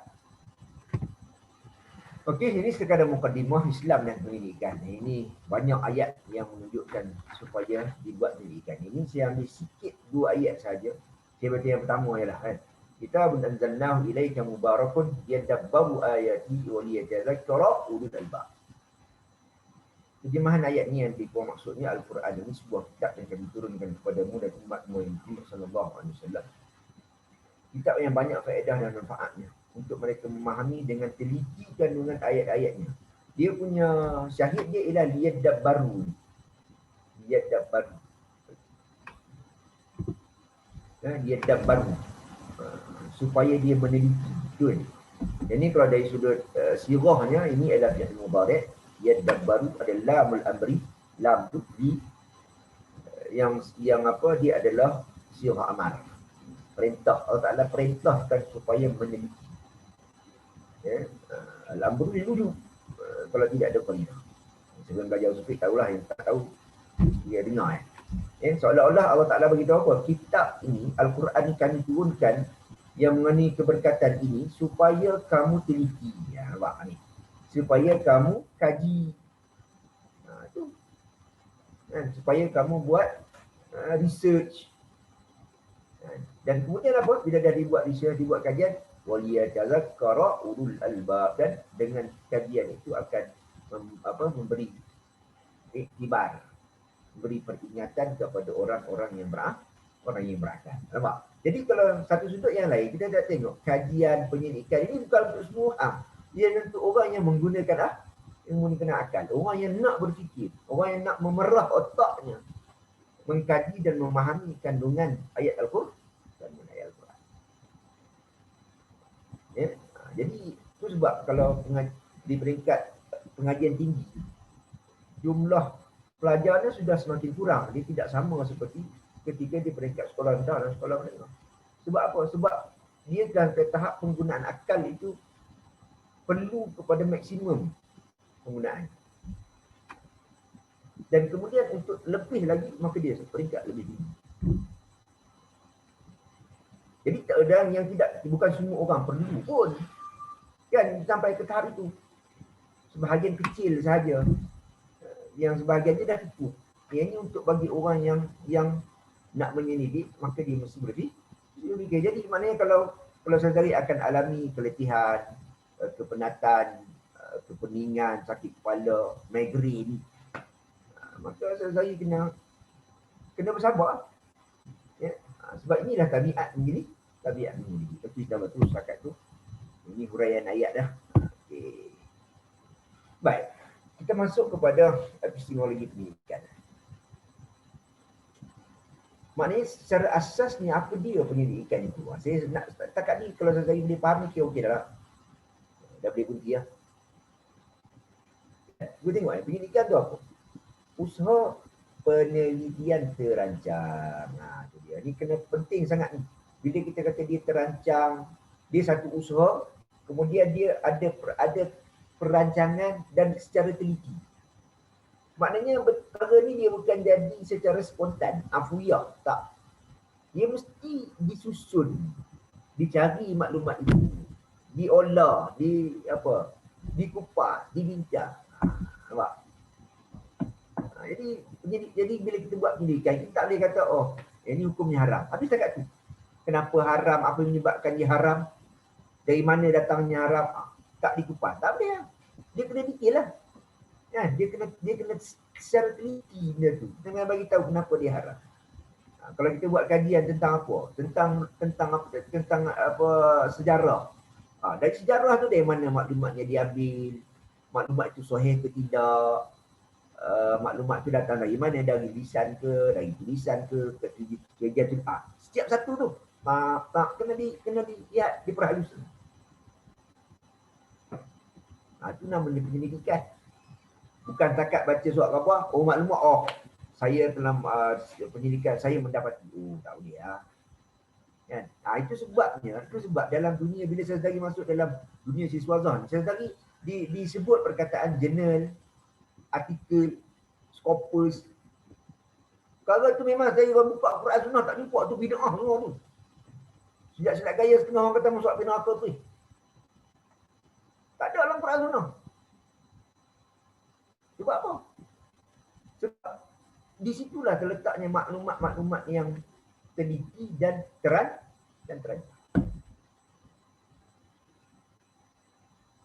Tetapi takkan dia tidak boleh hanya melihat surat khabar, tak cukup dengan hanya buka kitab.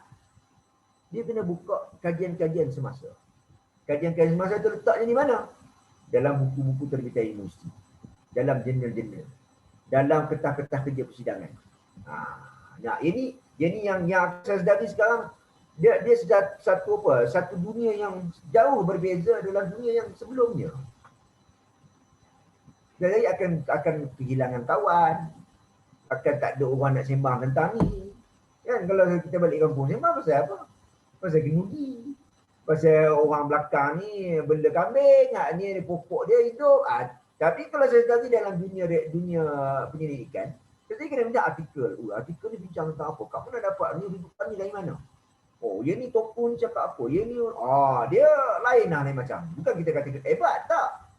Kalau duduk di peringkat masyarakat, benda tu tak perlu pun sampai takat tu. Sebab ini adalah dunia orang yang meneliti dan merancang penelitian. Jadi kalau nak sembang panjang. Kan? Tapi saya harap dia faham dunia Sazdari ni dunia yang berbeza. Bukan kata hebatnya dunia ni bandingkan dunia tak. Tapi Sazdari pilih kan. Sazdari pilih untuk jadi pelajar siswa lain. Tidak dipaksa pun. Sazdari masuk. Jadi kena terima lah. Semua orang masuk askar. Askar orang tak paksa masuk. Tapi bila dah masuk askar, masuk tentera, maka perlu menerima latihan. Tak boleh nak kata, saya tak suka lah, saya tak nak lah. Tak boleh. Kena tulis artikel. Saya malah lah tulis artikel. Nak jumpa penyedia lah. Lama payah. Penyedia ni songih banyak lah. Ini kena repair lah. Ini kena padam lah. Saya kena biasakan. Itu sebab tadi doktor support group tu semua cerita pasal pendidikan. Tak ada orang sembang kari tu, tak ada. Sembang kari ke sembang resipi, tak ada situ. Kalau ada pun itu adalah sebagai pendidikan. Mana bidang ni bidang masakan sebagai contoh. Okey. Okey, kemudian menggunakan metodologi sesuai yang dilakukan dengan penuh kesabaran. Ini Sazdari memang kena sabar. Kadang-kadang Sazdari bawa maklumat sikit jumpa penyedia kata apa ni? Entar buat apa ni? Yang kini tulis apa ni? Belajar ke tak? Telinga tu dah kena mula bersedia untuk apa, walaupun itu tak patut dikeluarkan oleh seorang ustaz dan seorang ustazah. Kan? Tapi kalau dia sebutkan, dia kena sabar. Jangan tak kuasa hebat lah. Pesanan itu baik-baik ni. Kalau tak sabar memang tak boleh mengaji ni. Mengaji dengan maksud belajar. Bagi setengah orang kata mengaji itu baca Quran. Apa tidak? Kita mengaji Quran. Ni orang belah-belah utara dia cakap mengaji. Kan? Belajar. Okey, minta maaf ya orang Johor, orang Melaka. Okey. Perlu kepakaran bagi menyelidik, perlu kepakaran. Nampak? Dia perlu kepakaran. Maksud perlu kepakaran juga Sazdari kena bentuk, bina, asuh yang penyedia akan cuba bantu Sazdari.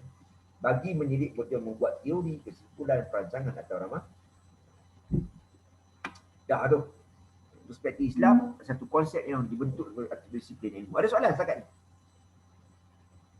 Dia kalau nak cerita panjang. Tapi kita sekadar ni. Ada soalan?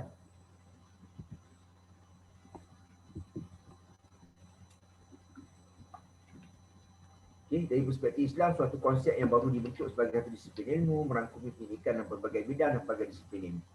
Okay. Maknanya apa? Maknanya sama ada Islam ataupun tidak Islam itu, dia penyelidikan itu dia suatu yang kita panggil dia adalah satu perkara yang dipersetujui secara bersama oleh semua orang yang yang meneliti secara terancang. Nampak?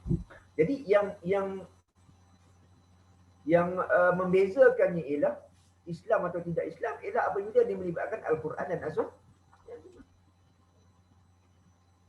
Jadi kalau kita kata kajian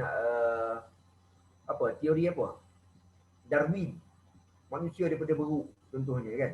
Itu hasil kajian ada dia kaedah pendidikan yang dia buat, dia dapat hasil manusia daripada beruk. Kan? Tapi bila Islam kita gunakan panduan Islam yang ada, kita dapati manusia bukan daripada beruk. Ini adalah satu, kita kena terima itu adalah pendidikan dia. Kan? Tapi kita ada hak mengatakan itu maklumat yang salah, yang tidak tepat. Kita buktikan melalui kajian. Al-Quran kata begini, kita buktikan saintifiknya begini. Tapi tak bolehlah kata dekat dia, oh ini apa buat kajian, tak reti ni, bid'ah langsung. Tak boleh lah kata begitu. Kan? Kita kena belajar untuk menerima pandangan, walaupun pandangan itu salah. Kan? Ini satu lagi akan belajar lah. Jadi kalau hadir dalam seminar, dalam sidangan, saya akan tengok bagaimana perbezaan pendapat itu diraikan. Dia beza kalau kita cakap YouTube seorang-seorang. Itu sedaplah kata korang. Kan? Apalah bodoh ya. Tapi kalau dalam perbincangan dalam kalangan intelek atau dalam kalangan sarjana, siswa dia takkan keluar perkataan itu. Dia takkan, kita jaranglah kau boleh dengar walaupun dia tak setuju, walaupun benda tu nampak bodoh sangat, dia takkan cakap bodoh. Okey, dah lagi, tak habis lagi tak habis. Okey, apa beza Islam dengan sains sosial ialah aspek peletakan titik asas. Sebab kita ada Al-Quran dan As-Sunnah ni yang Islam, pendidikan dalam Islam kan, kalau kita tengok karya-karya umat Islam start daripada abad yang keberapa yang dah mula secara tersusunnya dokumentasi itu ialah pada bila? Pada ketika pengumpulan Al-Quran itu kan. Al-Quran dihimpunkan, hadis mula dihimpunkan sehingga selesai pada abad yang ketiga Hijrah. Kan? Yang summan ladina yang ketiga tu. Di situ dah mula pengkajian secara sistematik dalam dunia Islam. Dia mula berkembang dari situ, dah kembang makin banyak sehingga sampai hari ni. Kan karya-karya umat Islam tak pernah habis. Sebab apa? Sebab ada Al-Quran dan Al-Sunnah. Asal dari situ. Ini bezalah pendapatnya pun bila dia dirujuk kepada Al-Quran dan Sunnah, maka dia akan sampai kepada satu titik yang sama. Contoh kita semat puasa hukumnya wajib. Semua ulama kata wajib puasa. Cuma beza kat mana? Niat boleh tengah malam, niat ada niat yang boleh lepas terbit fajar. Itu dah perincian yang lebih detail. Tapi puasa tetap wajib. Niat tetap wajib. Contoh. Kan menahan diri daripada makan dan minum tetap wajib. Cuma macam mana maksud makan masuk dalam mulut, atas lidah ke itu kita boleh bincang lain. Itu dia kata pendidikan dalam dunia Islam. Kan? Rujukan-rujukan. Dunia Islam telah ada. Ya, cuma kita pada hari ini kita dalam bentuk yang dunia kita lah, zaman kita ini rujukan-rujukan kita dengan tambahan-tambahan daripada artikel-artikel yang lain. Baik, sangat penting dalam Islam ni epistemologi pendidikan dalam Islam ni ialah tujuan dengan peroleh kebenaran. Ni kena terima. Kan? Ini kalau setengah orang yang politik kuat ni tak boleh terima ni. Dia kata kalau kata parti dia tak betul, tak boleh terima. Parti dia betul semua. Orang ni kafir habis. Ada jenis ni, tapi ini kita kena keluar daripada daripada hanya meletakkan kebenaran itu pada satu pihak. Tak boleh. Kan? Sebab kita mendidik, kita nak cari kebenaran. Kita nak tahu apa sebenarnya. Kenapa berlaku? Okay? Biarkan ni kenapa dan bagaimana. Kenapa benda ni? Bagaimana dibuat? Bagaimana boleh? Kajian demi kajian kita akan dapat. Kita nak kebenaran sebenarnya. Bukan kita nak menegakkan hujah kita. Kita nak kebenaran. Jadi bila kebenaran itu datang dari mana pun kita akan terima. Itu yang timbulnya berlapang dada. Kan? Ni tak boleh ni. Contoh katakan. Wirid kapi. Wirid bid'ah. Bila orang buat hujah yang lain tak boleh terima. Oh tak betul. Itu hadis tak sahih. Payahlah kalau macam tu. Kan? Tak boleh terima pandangan orang. Payah. Memang tidak pernah terima kebenaran. Jadi tidak boleh buat penyelidikan. Orang kalau buat penyelidikan ni dia mesti boleh dengar dua pandangan. Dan raikan pandangan ini. Baik. Jadi oleh demikian pendidikan dalam agama Islam pelajari dengan teliti, cermat dan sungguh-sungguh usaha memahami mendalami. Ini tengok ni satu patah perkataan ni, teliti, cermat. Yang mana teliti tu baca faham betul. Maksudnya kalau kita baca teks tu Arab ke Inggeris ke Melayu ke faham betul apa maksud ni. Teliti betul ni. Kemudian cermat nak petik ini, kalau aku petik ni sesuai ke tak sesuai. Adakah bercanggah dengan etika? Kalau aku buat macam ni salah ke tak salah? Ada. Kena cermat. Yang kata-kata saya bukan nak menyalahkan, tidak, tapi mungkin kita baru belajar menulis contohnya kan, baru belajar menyidik. Jadi dalam bab ketelitian dan cermatan ini tak ramai yang boleh menguasai dengan baik pada peringkat awal. Jadi saya boleh terima lah kalau dia tu tidak teliti, kadang-kadang tidak cermat kan. Itu biasa sebab kita baru bermula. Ya, tapi yang peringkat PhD sepatutnya tak boleh, kita tak ada tertolak ansur lah, kita tak teliti, kita tak cermat kan. Bersungguh-sungguh ni memang kena lah, bila kita dah bincang yang awal tadi, bila kita nak menyelidik, kita nak mengkaji, dia mesti bersungguh-sungguh. Tak boleh sambil lewa. Tak boleh sambil lewa. Mana menulis itu tidak dengan kita kata lebih kurang taib buat. Dia mesti teliti patah perkataan. Contohnya kajian ini menunjukkan, tiga patah menunjukkan tu pun dia fikir banyak kali kajian ini menunjukkan, ataupun maklumat ini dia, tapi sesekali tu ambil masa lah. Dia ambil masa. Dia ambil masa. Kita dari sudut teliti, cermat, tapi sungguh-sungguh mesti. Maknanya kena baca, tak faham kena tanya, kena rujuk, cari. Kan maklumat ini maklumat ni betul ke? Cari lagi, tempat lain pula. Ni senang, ni Google je, contoh. Kan, jadi maklumat tu dia secara otomatik dia akan dapat. Jadi banyak tu baca, ini tengok ni, banding ni, tak faham, jumpa penyedia. Ini macam mana? Kalau tak jumpa, bincang dengan kawan-kawan yang ada bidang yang sama. Aku ada masalah lah nak topik ni. Kita bincang sikit boleh. Kan? Bincang, aku dah tengok maklumat gini-gini. Kawan dia kata tak tu baca tu bukan fa'il ke maf'ul. Nampak? Contoh. Kan, tu baris bawah tu kau pergi baca baris atas. Macam mana? Mana nak betul? Contoh kan. Timalah. Pandang kawan-kawan tu macam mana? Janganlah nak marah. Watak upah. Tak boleh lah itu. Dalam zaman kita sekarang kena mesti boleh bersedia untuk menerima pandangan. Tak kira pandangan kita tidak mesti betul. Cuma satu tips lah. Kadang-kadang ada setengah penyedia yang tak boleh terima pandangan sesekali kena aku. Walaupun kadang-kadang penyedia itu salah. Sebab nyawa sesekali letak pada penyedia. Itu kena ambil kira tips lah. Itu keluar kaedah. Keluar kaedah. Setengah penyedia yang bagus bila kita bawa pandangan yang mungkin berbeza penyedia boleh terima. Ada setengah tak boleh terima, maka sambil nak watak ni. Itu lebih baik. Baik. Apa ni? Fakta mana merujuk, membaca, meneliti, memahami, menekuni. Ini saya kita lagi.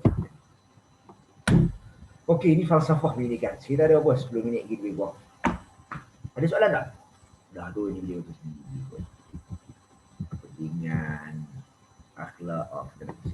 Okey. Ada soalan? Doktor. Ya. Boleh tak kalau doktor kongsikan kepada kami ketepatan ataupun tahap ketepatan kajian sains sosial? Maksudnya apa? Kalau kita buat kajian kepada sains sosial, adakah tahap dia tu 100% tepat ataupun hanya 95% atau 90% tepat? Macam mana doktor? Okey. Dia kan bila kajian ni zanni sifat dia, maka dia ada kebarangkalian betul, kebarangkalian tidak tepat. Tepat dan tidak tepat itu satu kebarangkalian. Itu sebab kita buat kajian. Dia kalau benda yang dah jelas babi haram, contohnya daging babi haram, tak tahu suruh buat kajian lah tentang daging babi tu. Tapi kalau kita ekstrak daging babi, tu ada khilaf. Jadi bila ada khilaf, ada yang kata haram, ada kata haram, kena terima. Dia jelas kita dari sudut cara kita berfikir ialah bila kita buat satu penyelidikan, dia yang boleh dibuat penyelidikan ialah sesuatu yang zanni sifatnya. Zanni dalalah dia bagi. Maksudnya pendalilannya itu tidak mesti benar 100%. Tepat sepenuhnya tidak. Jadi dia terbuka kepada pandangan kedua dan pandangan yang ketiga. Tetapi terbuka itu dengan maksud, dengan hujah.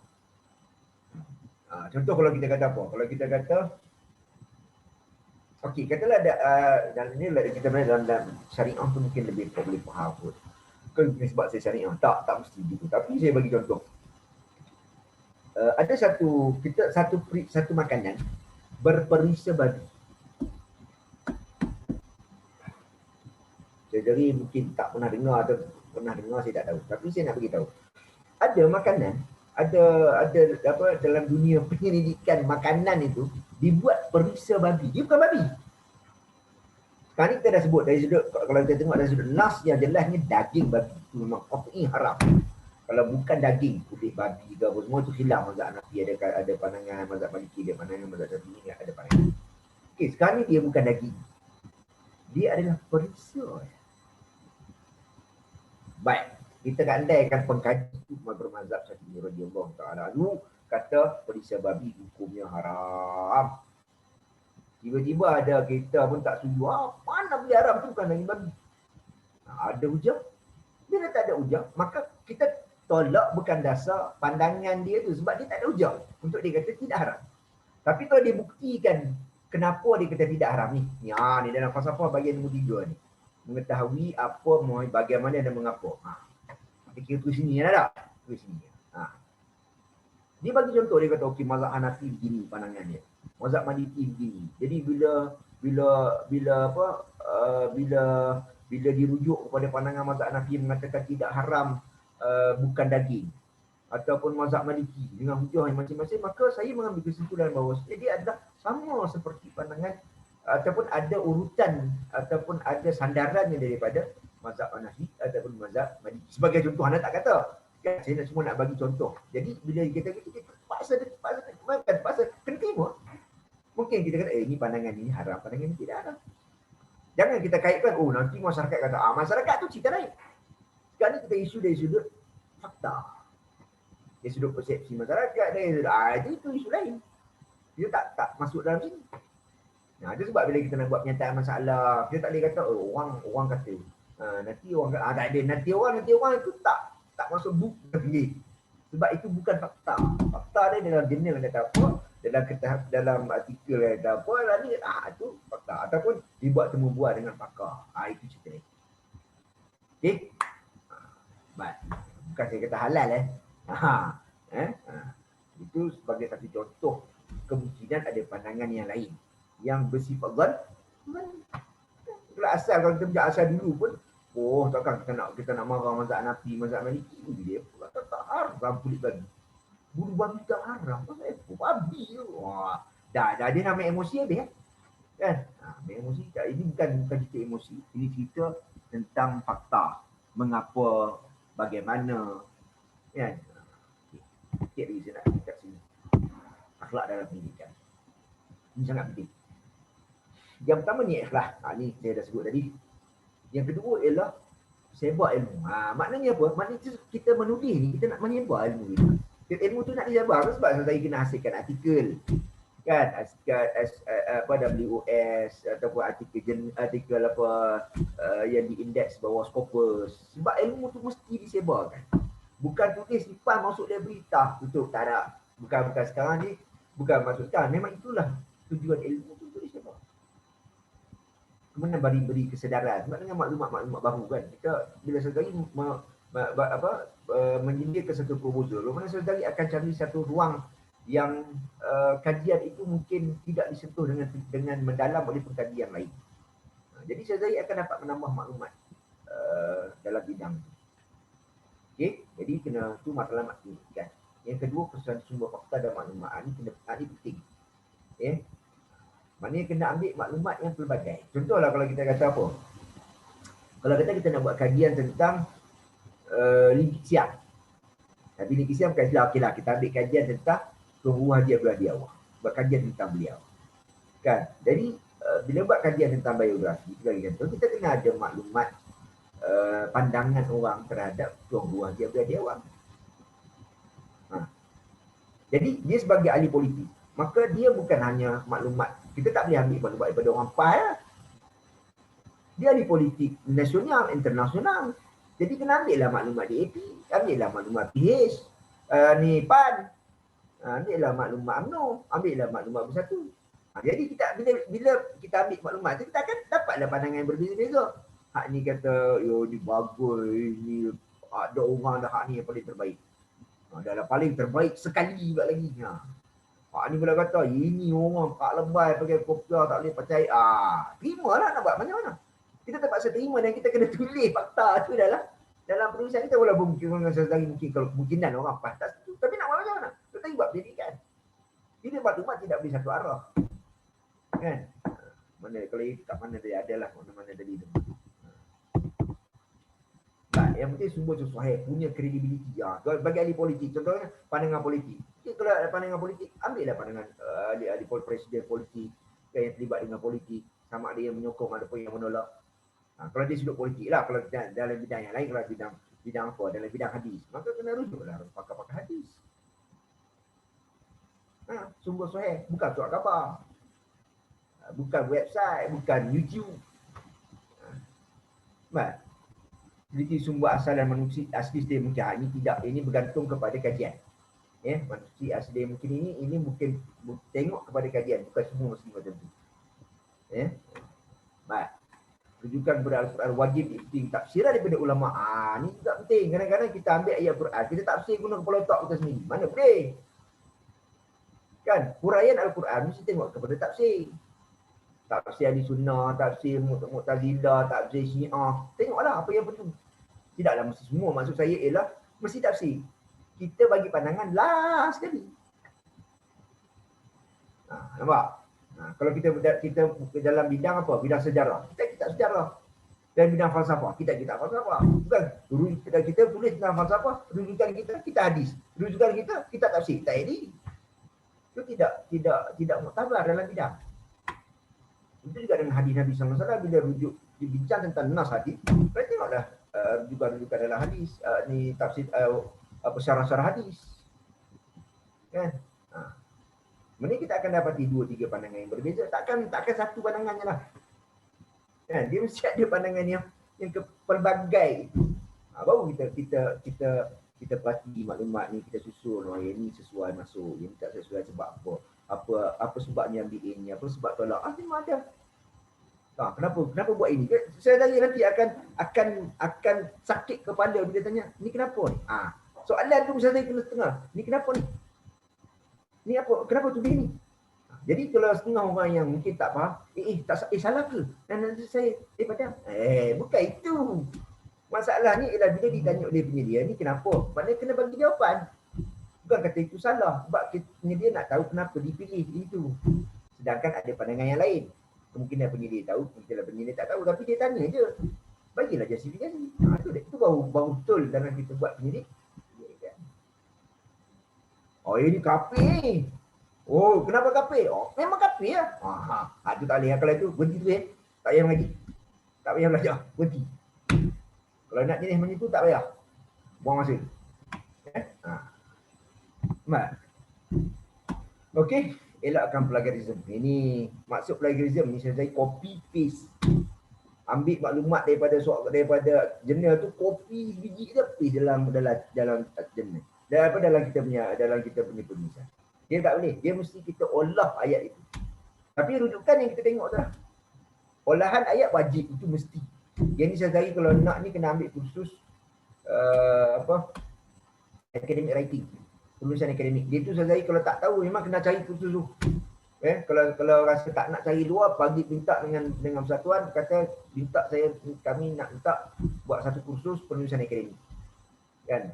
Macam mana cara kita nak olah, macam mana cara kita nak petik maklumat, olahan ayat, itu semua skill lain. Kan? Dia skill yang membantu dalam pendidikan. Tapi kita tak ajar dalam keadaan pendidikan.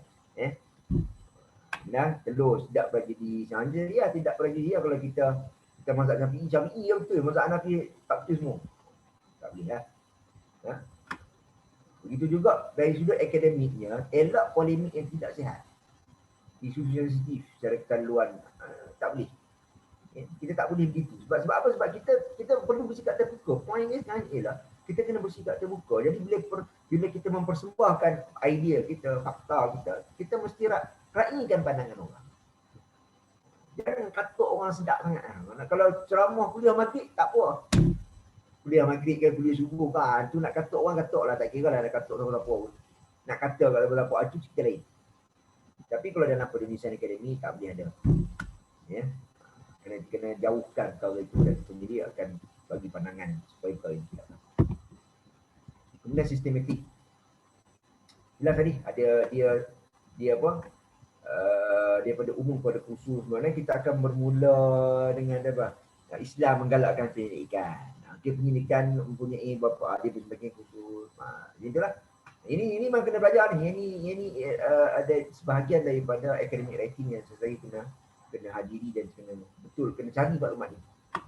Okey, kemudian setiap fakta hendaklah disusun secara berencana dan disokong jelas dan disokong oleh bukti yang jelas dan relevan.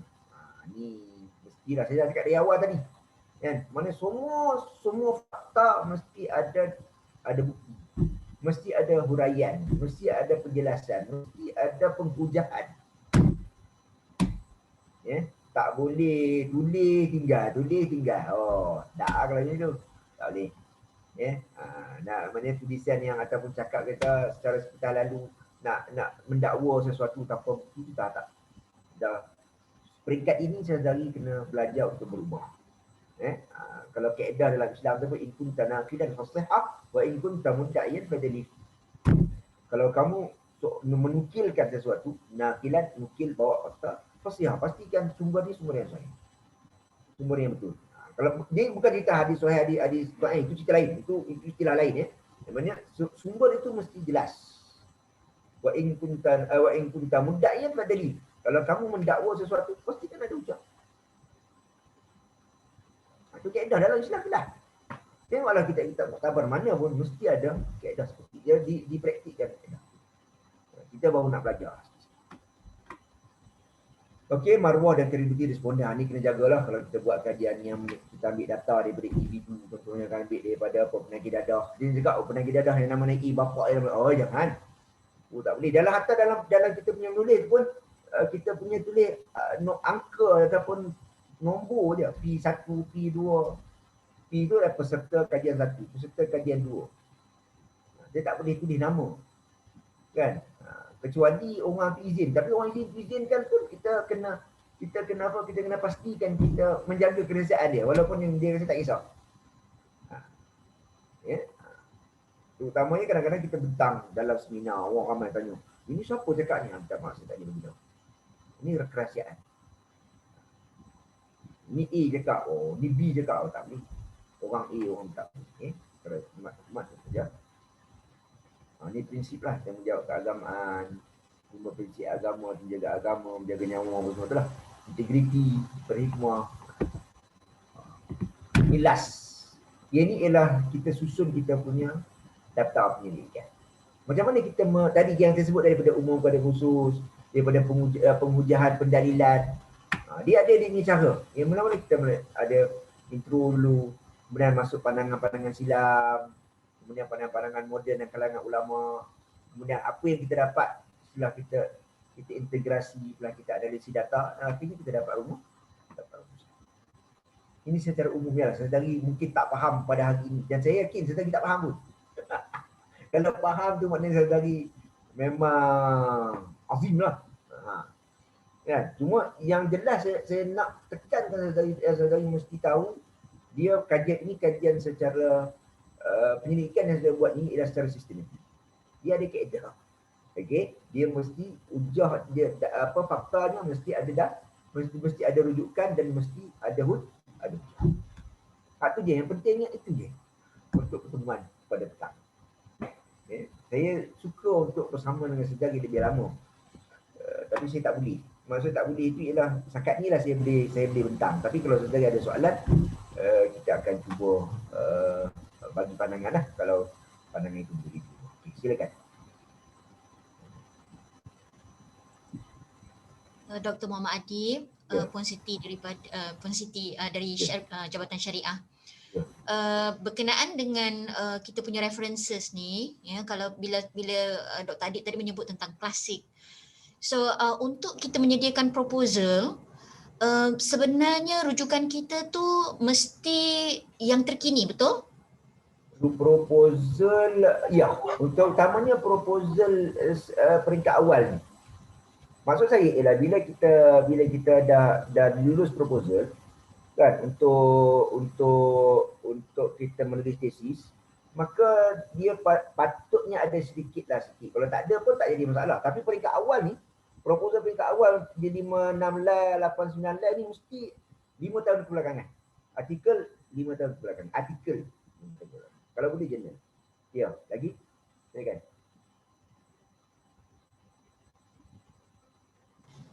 Baik, jadi kiranya kalau kita masukkan karya klasik ni, kiranya seolah macam nilai tambah lah yang kita merujuk kepada manuskrip yang lama. Betul?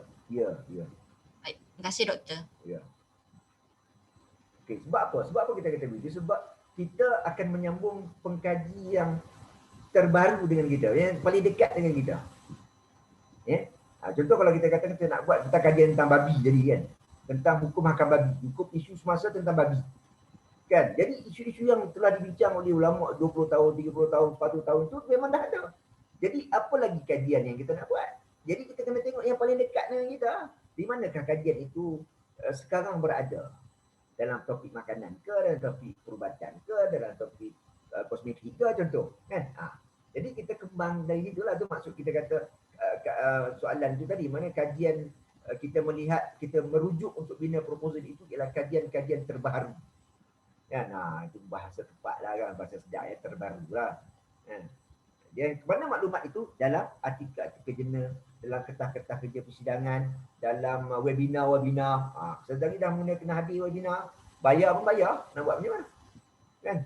Dan terutama bagi yang full thesis, sedang ni ada sebahagian daripada yuran tu akan diperuntukkan kepada penyelidikan saudara sekalian. Boleh rujuk penyelia.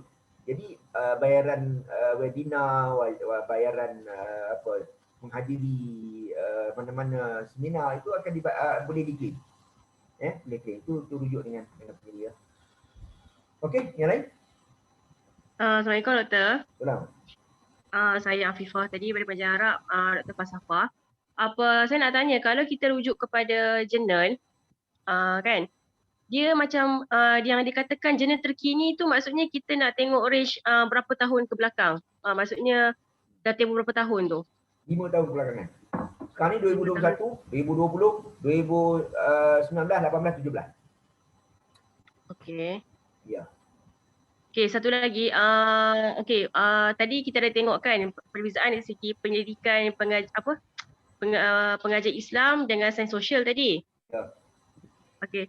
Boleh ke kalau kita katakan sebenarnya pengajar Islam, maksudnya kaedah pendidikan pengajar Islam ni pun termasuk dalam sains sosial? Sebab contohnya kalau pelajar tu buat kuantitatif, dia akan lebih refer kepada kaedah penyelidikan sains sosial lah, Syed Arbi, Dr. Syed Arbi dan sebagainya lah. Dia sekarang ni kita kena faham. Dia dinamakan, dia ikut menepati ataupun Al-Quran dan Sunnah, ataupun dia Islam, bila tidak bercanggah Al-Quran dan Sunnah. Bila tidak bercanggah, maka itu adalah Islam. Walaupun namanya sosial ke, namanya sains ke, kalau dia tidak bercanggah dengan Al-Quran dan Sunnah, dia Islam. Dia Sunnah. Kena faham itu. Yang ini yang bila ramai gagal faham, nanti dia kata kita nak menegakkan khalifah. Bila dia khalifah tu menantang apa, dia tak nak jawab. Sebab apa? Sebab dia tak jelas yang dimaksudkan dengan pentadbiran secara Islam, sistem Islam, dia tak faham. Dia bukan atas nama. Dia dah sejauh mana dia tidak bercanggah Quran Sunnah, maka itulah sebahagian daripada Islam. Baik. Jadi bila dia tidak bercanggah dengan Quran, tidak bercanggah dengan hadis, maka kita boleh ambil sebahagian daripada kaedah yang diperkenalkan itu dalam penyelidikan untuk mendapatkan data yang berdasarkan kepada Quran dan Sunnah. Jelas? Ya. Yang lain.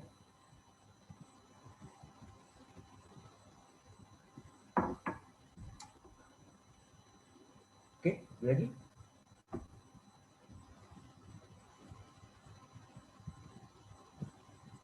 Tak, boleh faham? kehadiran tadi dalam Puan Rahimah kongsi dalam tu ya? Dah ada doktor dalam tu. Ya, okey. Minta isilah kehadiran tu. Dah isi. Doktor, izinkan saya bertanya, tapi bukan tajuk ni, tapi yang berkenaan dengan maklumat kursus, ada satu lagi info tu. Maklumat kursus tu yang berkenaan dengan pelan pentaksiran tu. Saya sempat baca, tapi saya nak tanya beberapa terms yang digunakan. Yang kan kan doktor ada bagi 3 info kan. Satu slide, lepas tu 2 tu satu pasal kita punya rancangan pengajaran, tapi yang satu lagi tu yang maklumat kursus yang dekat bahagian belakang tu, dekat bahagian muka surat nombor 5 last sekali tu, pasal saya bahagian untuk kedoktoran tu kan.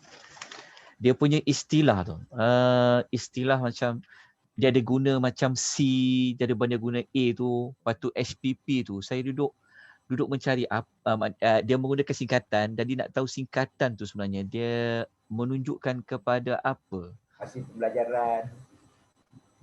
Macam hasil ialah kognitif. Apa doktor? C itu kognitif. Oh. Dia itu istilah dalam pendidikan. Ana pun tak main. Ana main salin je tu. Kemudian bila pandangan pakar kata ni boleh, ana pergi katanya. Oh, kalau A tu doktor? A efektif. A efektif. C tadi apa? C kognitif. Oh, kognitif. P psikomotor. Okey. Ya. Itu boleh cari dari tempat lain lah tu makna yang lebih jelas. Tu ana minta maaf lah itu. Ya. Okey. Jazakumullahu khairan. Okey, yang lain silakan. Okey, kalau tak ada insya-Allah minggu depan kita lagi akan bersama dengan library lah. Ya, saya faham minggu depan adalah cuti sekolah. Dan bagi mereka yang mungkin dah berkeluarga, mungkin nak bercuti dan sendiri kan, pastikanlah hari Jumaat itu diperuntukkan untuk maklumat, kemahiran maklumat itu sangat penting bagi kita untuk kita mendapatkan maklumat yang kita miliki. Okey, ada apa lagi? Kalau tak ada, saya nak minta maaf, ni ada chat level 8 ni pun ni. Tak ada soalan ni kan? Okey, kehadiran. Okey, terima kasih banyak. Saya mohon maaf kepada saya sendiri kerana terpaksa ataupun agak tergesa-gesa dalam penyampaian dan kemungkinan kalau ada bahasa yang agak kasar. Saya minta maaf kepada semua. Semoga-moga kita dapat manfaat daripada pertemuan ini, dan kalau macam ada seorang sahabat kita tadi tu tips tu, kita cuba cari satu waktu lain lah. Kalau tak siang, kita tengok waktu malam bila mana-mana yang sesuai lah, insyaAllah. Okey, terima kasih banyak. Aqulu qawli hadza wa astaghfirullahalazim li wa lakum. Wassalamualaikum warahmatullahi taala wabarakatuh. Subhanakallahumma wa bihamdika asyhadu an la ilaha illa anta astaghfiruka wa atubu ilaik. Bismillahirrahmanirrahim. Wal 'asri innal insana lafi khusr illa alladziina aamanu wa 'amilus shalihaati wa tawassaw bil haqqi wa tawassaw bis sabr. Assalamualaikum warahmatullahi wabarakatuh.